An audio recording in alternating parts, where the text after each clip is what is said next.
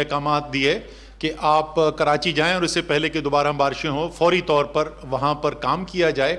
اور جو وہاں پر رکاوٹیں ہیں جس کی وجہ سے پانی زیادہ کھڑا ہوتا ہے اس کا فوری جو حل ہے وہ کچھ کرنے کی کوشش کی جائے، جو انہوں نے کام شروع بھی کر دیا۔ لیکن جب وہ کام شروع ہوا تو اس کے بعد یہ فیصلہ کیا گیا کہ یہ تو ٹھیک ہے، یہ فوری طور پہ اس پہ اور بہتری بھی آئی۔ اس کے بعد جب بارش ہوئی تو آپ نے دیکھا کہ اتنے مسائل نہیں آئے جتنے پہلے آئے تھے۔ لیکن صرف یہ پیچ ورک تو نہیں کرنا ہے، صرف یہ وقتی کام تو نہیں کرنا ہے۔ کراچی کے بہت بڑے بڑے مسائل ہیں، اور کراچی جو ہے وہ صرف سندھ کا سب سے بڑا شہر نہیں، پاکستان کا سب سے بڑا شہر ہے۔ وہ شہر ہے جو پاکستان کو سب سے زیادہ ریونیو دیتا ہے، اور ایک جیسے ہم کہتے ہیں منی پاکستان ہے، پاکستان کا کمرشل ہارٹ ہے۔ اور جب تک کراچی مکمل طور پر اپنی پوری رفتار جو اس کی جو پوٹینشل ہے، جو اس کی گنجائش ہے، اس پر کام نہیں کر رہا، تو یہ ممکن نہیں ہے کہ پاکستان کی معیشت جو ہے وہ اپنے پوٹینشل کو حاصل کر سکے۔ اس لیے، اور خاص طور پر ظاہر ہے وزیر اعظم کا ایک ذاتی وہاں پر ایک ایموشنل آپ کہہ سکتے ہیں کراچی کے شہریوں کے ساتھ ایک کنیکشن بھی ہے۔ انہوں نے کراچی سے الیکشن لڑا، بہت بڑے ووٹ لے کر کامیاب ہوئے، اور اس وقت کولیشن کے اندر جو جماعتیں بیٹھی ہوئی ہیں پی ٹی آئی اور ایم کیو ایم، اس ہمارے پاس 21 میں سے 19 سیٹس کراچی کی ہیں، تو سیاسی طور پہ بھی یہ ہماری ذمہ داری بنتی ہے۔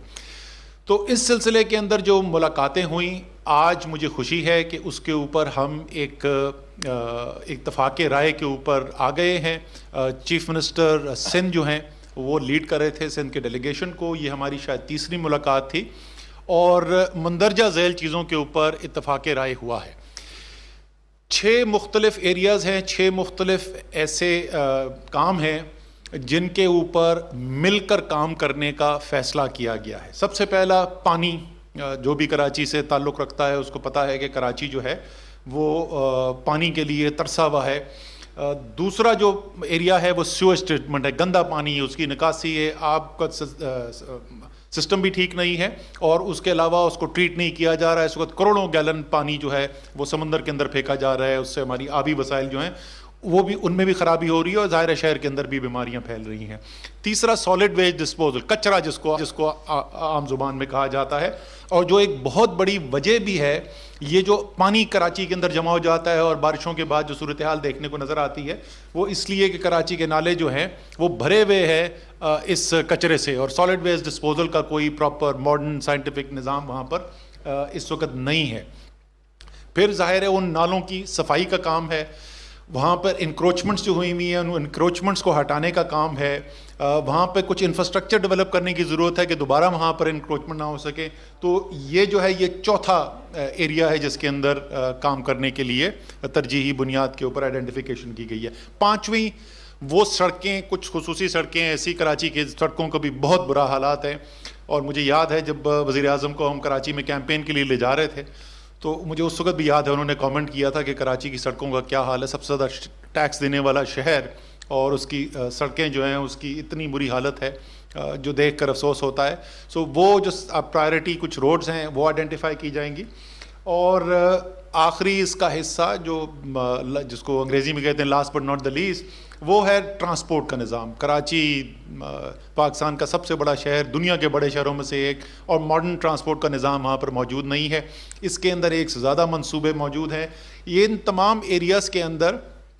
تقریباً سب میں یا تو منصوبے بنے ہوئے ہیں اور ان کے اوپر عمل درآمد شروع بھی ہو گیا تھا، لیکن وہ کام پھنس گیا، وہ آگے K4 رکا ہوا ہے، آگے نہیں جا رہا۔ S3 سویج ٹریٹمنٹ کا جو منصوبہ تھا وہ کئی سالوں سے رکا ہوا ہے، اس کے اوپر پیش رفت نہیں ہو رہی۔ اسی طریقے سے KCR کا منصوبہ ہے، سپریم کورٹ نے بھی اس کے اوپر نوٹس لیا ہے۔ KCR کا منصوبہ ٹرانسپورٹ کا جو کراچی سرکولر ریلوے کا ہے اس پہ پیش رفت نہیں ہو رہی۔ تو یہ بہت سارے ایسے کام جو کچھ سالوں سے رکے ہوئے ہیں، کچھ دہائیوں سے رکے ہوئے ہیں۔ کوشش یہ ہوگی کہ اس وقت ساتھ بیٹھ کے باہمی مشاورت کے ساتھ اور باہمی ہم آہنگی کے ساتھ ان کے اوپر کام کیا جائے، تاکہ تیزی سے سالوں اور دہائیوں سے رکے ہوئے ان کو مکمل کیا جا سکے اور کراچی کے جو عوام ہیں ان کو اپنا حق دلائے جا سکے۔ اس کے لیے ایک 6 رکنی کمیٹی بھی بنا دی گئی ہے، اس کمیٹی میں کوئی کمیٹی کا سربراہ نہیں ہے, کوئی کنوینر نہیں ہے, کیونکہ ظاہر ہے جو چیز وفاقی حکومت اور صوبائی حکومت مشاورت سے اتفاق رائے ہوگی تو کام آگے چلے گا, تو اس میں کوئی ووٹنگ وغیرہ تو ہے نہیں. اس کے سیکٹری جو ہیں کمیٹی کے وہ سندھ گورنمنٹ کے چیئرمین PND کو بنایا گیا ہے. ہم نے اس کام کو تیزی سے کرنے کے لیے ہدف اپنے لیے جسے رکھ رہے ہیں اس کا اندازہ دینے کے لیے آپ کو, کہ ہم نے 2 ہفتے کے اندر کہا ہے کہ جو منصوبوں کی فہرست اس وقت صوبائی حکومت کے پاس ہے, جو منصوبوں کی فہرست اس وقت وفاقی حکومت کے پاس ہے, ان کو شارٹ لسٹ کرنا اور یہ فیصلہ کرنا کہ یہ جو مل جل کے ہم کام کرنے کے خصوصی ایک منصوبہ کرنے کے لیے جا رہے ہیں, خصوصی کام کرنے کا طریقہ کار کے ساتھ جا رہے ہیں, اس میں کون کون سے منصوبے شامل کیے جائیں گے, اس میں سے کن منصوبوں کی جو لیڈ ہے وہ وفاقی حکومت کے پاس ہوگی, وہ کون سے منصوبے ہیں جن کی لیڈ جو ہے وہ صوبائی حکومت کے پاس ہوگی, وہ کیا فنانسنگ کے سورسز ہیں جن سے ان منصوبوں کو فنانس کیا جائے گا, اور اس کے اندر ہی جو قانونی اگر کوئی چیزیں ہیں جن کی وضاحت کرنے کی ضرورت ہے یا اس کے اندر تبدیلی کرنے کی ضرورت ہے, تو ان تمام چیزوں کو یہ اگلے 2 ہفتے کے اندر ہم نے کہا ہے اس کام کو مکمل کرنا ہے. لیکن ہم 2 ہفتے کا بھی نہیں انتظار کریں. اس میٹنگ کے فوراً بعد میری سیکٹری پلاننگ جو ہے ہماری وفاقی حکومت کے, ان کے ساتھ میٹنگ ہوئی تھی, ان کو میں نے بتا دیا ہے لیڈ ہماری وفاقی حکومت سے جو سول سروس لیول کے اوپر, ایڈمنسٹریٹو لیول کے اوپر جو ہے وہ سیکٹری پلاننگ اینڈ ڈیولپمنٹ کو دی گئی ہے, اور سندھ میں سیکٹری PND چیئرمین PND جو ہیں وہ اس کی لیڈ لیں گے. وہ کل صبح سے اس کے اوپر باہمی طور پر کام کرنا شروع کر دیں گے. ہماری اگلی میٹنگ جو ہے وہ کراچی میں ہوگی, ٹائم سوری ابھی نہیں سیٹ ہوا, لیکن ہفتے کے روز کراچی کے اندر ہماری ملاقات ہوگی. تو اس رفتار سے ہم یہ کام کرنا چاہتے ہیں. ہم چاہتے ہیں کہ اگلے 2 ہفتے کے اندر اندر بالکل ایک واضح جامع حکمت عملی سامنے آ جائے, کون کون سے منصوبے ہیں, کس کی ذمہ داری ہے اس میں لیڈ لینے کی, فنانسنگ اس کی کہاں سے آئے گی, اور اگر کوئی قانونی اس کے اندر یہ رستہ آسان کرنے کے لیے کوئی چینجز کی تبدیلی کی ضرورت ہے تو اس کو بھی آئیڈینٹیفائی کر لیا جائے گا. آخر میں صرف ایک بات کی دوبارہ وضاحت کر دوں, کیونکہ بہت لوگ اس کے اوپر کتنی وہ چمگوئیاں ہو چکی ہیں, ہوتی رہی ہیں, کہ دیکھیں یہ ترقیاتی عمل ہے, اور اس کے اندر ہم اسٹرانگلی ایک یقین رکھتے ہیں, دل سے اس بات کو جانتے ہیں کہ عوام کی فلاح و بہبود کے اندر سیاست نہیں ہونی چاہیے. بہت سیاسی معاملات ہیں, جیسے میں نے کہا ہماری صرف اختلافات نہیں ہیں, شدید اختلافات ہیں. اسی طریقے سے, اور ظاہر ہے ان کا بھی اپنا ایک نقطہ نظر ہے, ان کو بھی ہمارے اوپر بہت تحفظات ہیں ہمارے ساتھ, اور اس کا اظہار بھی وہ کرتے ہیں, اور یہ سیاست کا عمل بھی ہے.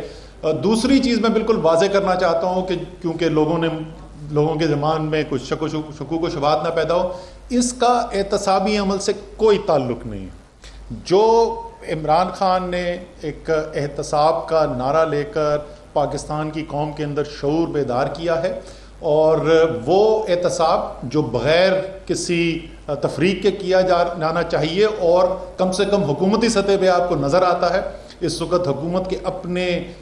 اہم عہدیدار جو ہیں وہ بھی اس احتسابی عمل سے گزرتے ہوئے نظر آتے ہیں. تو یہ تو سوال ہی پیدا نہیں ہوتا کہ کوئی کمپرومائز کیا جائے, اور اس کے اوپر پہلے بھی بڑی واضح بات ہو چکی ہے, اور ریسنٹلی بھی ابھی آپ نے دیکھا ہوگا پچھلے 2-3 ہفتے کے اندر بھی اس کے اوپر بڑی واضح بات ہوئی ہے. تو ایک